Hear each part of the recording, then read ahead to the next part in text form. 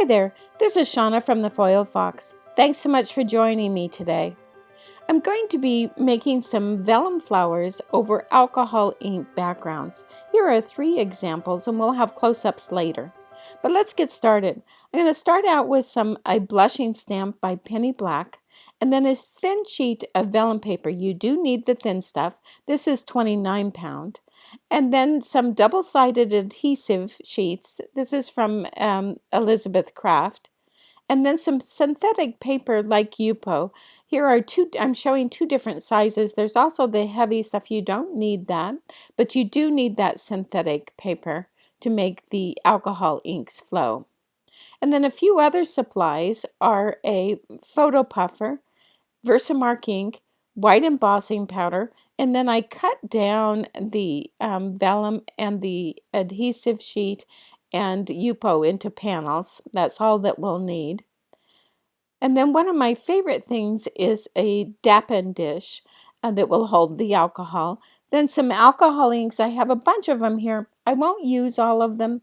And then an alcohol brush. That's in the Tim Holtz alcohol set. And a micro swab and a micro brush. I will probably use these, but I like to have them on hand because they're very handy. And then some facial tissues and some paper towel. And first I'm going to start out by stamping the flower onto the vellum. So I'm putting it in a stamping platform. I'm using a sticky grid which is mounted on the platform that holds my vellum very nicely. I use some anti-static powder and then I'm inking up the stamp with Versamark ink. I'm using the platform because I want to stamp it twice to make sure I get a really good impression. But if you're really confident about stamping it once, you can just put it on a block and that's no problem at all. Just make sure you get a really good impression so that when you put the embossing powder on there, that you'll get a nice, it will cover everything and you'll not have any blank spots. So I'm going to sprinkle and then tap off the excess. Then put that away and heat emboss this. Make sure that you heat emboss everything. I don't know if you've ever done what I've done. I thought I heat embossed everything, and then I find some little area where I didn't quite get it, and then it brushes off. So we want a really good impression, and the whole thing heat embossed. And with that done, I'm going to take the adhesive sheet and I'm going to peel off one of the backings. You know, it has backings on both sides, but we're going to just do the one. Adhere it to the back of that flower. And then I'm going to take some small scissors and I'm going to cut around this. Now this particular stamp happens to have a matching die, which will work very nicely.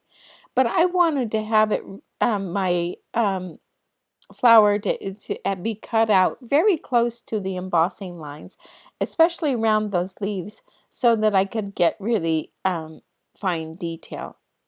But like I say, I will list the die in our supply list, which you can find a link down below, so that if you prefer to use that, that will work very nicely as well. So once I get around all these little bits and have the whole thing cut out, I'm going to get a piece of Yupo paper and add some alcohol ink.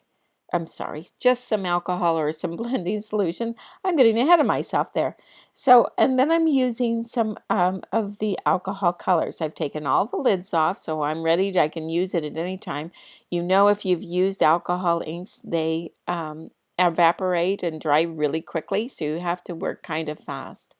I'm using the puffer here. You can see it kind of just smooths everything out and spreads it out. You can use a straw if you don't have one and blow on it, and it'll spread it out as well. The colors I'm using here is I'm using some salmon, some shell pink, a little flamingo, some wild plum, and I might have snuck in a little bit of amethyst. And then I'm going to be using some greens. The greens are going to be meadow and patina. The other thing, as you can see what I'm doing here, is I'm holding up the flower there and just kind of getting an idea where the blossom is and where the leaves are. This particular panel that I'm working on will have a smaller pattern to it when it gets finished, and you'll see that in a few minutes. But you can make it more flowing, or you can have it have a smaller, more detailed. So I'm doing both of them. We'll do the smaller detailed one on this one first. And I'm using that tissue and I'm blotting up some. If you use the paper towel, it leaves a texture impression, but the tissue doesn't. The tissue is really nice that if you want to just apply a little bit of color in the white spaces, just a really faint amount, then it works very nicely, kind of using it as a sponger. But I'm just sprinkling on um, the alcohol inks where I think that I would like to have the color, and then I'm fiddling as usual. And you can do this. You can do this until forever. And I almost do here, but I managed to kind of catch myself and stop here in a minute. But I do use different techniques. I'll either take the brush and dip it into the alcohol like this, or the blending solution, and it'll make white, kind of white dots, and move the ink away, similar to using distress inks and then splattering it with water. Or I'll use it where I'll have the brush and I'll just have the ink on it and then I'll splatter it, and that makes some darker blotches. Again, very much like using distress inks. But I'm just moving this around. I did use a little bit of yellow as well. I do like to use yellow in my projects. It seems to brighten it up a bit. But I just keep going back and forth to the different colors until I get kind of the look that I'm looking for. Right now it kind of looks like a hot mess, but it does get better, especially when you put the flower over top.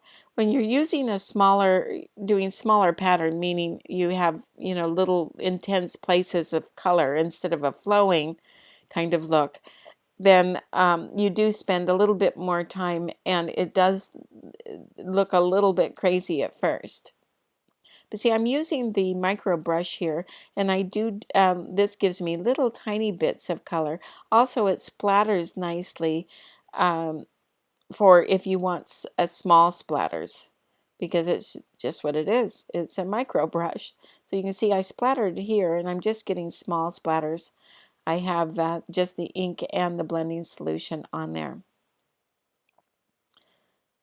And then kind of going back and forth until I think I have the right coverage. Now you see a lot of white space here. A lot of that's going to be trimmed away. I do like to leave some white, but a lot of it, because this is a bigger panel, will get cut. So now that that's all dry, and I think I'm okay with that, I'm going to peel off the second backing of the adhesive sheet, and then adhere this flower down where I think I want it. And I'm going to set that aside, take the rest of the blending solution, put it on my glass mat and clean that up. Cleans like a snap. Love this glass mat. And then I'm going to make a frame.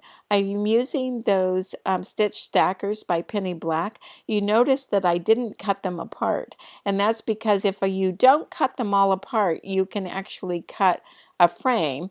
You can take two of them if you cut them apart, and you take two and you can make a frame that way too. But before I use them, I make sure that I do cut a bunch of frames. And then you see I used a file there. I'm just kind of smoothing out the edges. I put some foam tape on the back, and now I'm going to adhere it over the panel. And you can see here there's not as much white space as there was. And then I'm taking some tape on the back of that and then adhering it to a white card base. Next, I'm going to be doing the sentiment. Now, I have two different colors of cardstock here. Wasn't sure which one I wanted. I took a sentiment, and I'm inking it up with Versamark ink. That's after I've used the anti-static powder, and just sprinkling it with the white embossing powder. Now, the other sheet of PP, the little scrap there you see there, I'm going to actually do that one as well. As you can see, I did off camera, and then I'll heat emboss that. And then I'll trim them back two little strips so you can see them here. Now you see in the end, I didn't use those two, not yet anyway. I decided I was going to stamp it onto the same sentiment onto a vellum strip. It's much easier if you want to do this before you adhere it to the card base, but what I did is I took an X-Acto knife and kind of made a little slit with under the foam tape and slipped it under there. So now that that one's done, I'm going to start another one. And then this one is using the stamp called Timeless, again by Penny Black. And this is kind of going to be in review because we're going to do the same steps as we did before. So we're stamping it out onto the vellum. I'm going to stamp it twice. And then we're going to heat emboss it with white embossing powder. Again, I'm using that sticky grid. And here I had already sprinkled it with the embossing powder, and I'm heat embossing it. And then once that's done, I'm going to take the adhesive sheet and apply it to the back just like before. And then I'm going to fussy cut this out. I'm not going to bore you with cutting that out, but I did take a pair of scissors and cut around that. And so with the Yupo paper and some blending solution and some alcohol inks, I'm using much less colors. I'm only going to be using salmon, shell pink, a little bit of sunset orange, and a little bit of yellow. And I'm just blending it out. And I'm using the puffer here. Again, you can use a straw if you like, but I'm using the puffer a lot because see how it really smooths it out? Where when you use a brush or you use that micro brush, it makes little dots of color, so it makes a smaller pattern. This one makes a more flowing one when you use that puffer and just really spread it out. So you can get different looks with your alcohol inks depending upon what technique you use. And I also use the tissue to smooth it all out and kind of dab away any excess or to lighten an area. And I am going to be using some, keeping still some white area. It is going to be trimmed back like it was before, but I just add little bits here and there and then always go back to the puffer. And I'm adding that little bit of yellow you see there. I always like a little bit of the yellow. But whenever you want to smooth something out, and if it's dried a little bit, just sprinkle on some blending solution and then get that air flowing around it with the puffer or with a straw. And then you can blot away any excess that you might have. You can also blot a little bit on the white areas with the tissue, and it'll just leave little faint color there. So it's a nice way to use as a sponger, as I had said before. And as always, I just constantly fiddle and fiddle and fiddle until finally, there is some point you have to declare it done.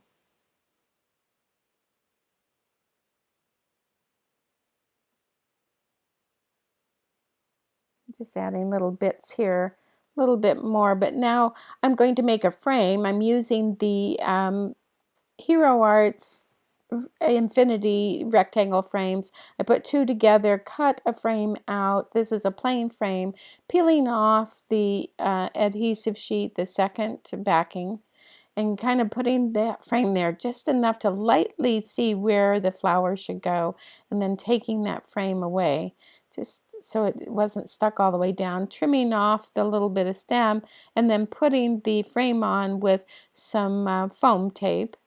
And then now taping this, putting tape on the back, and I'm going to adhere that to the card base.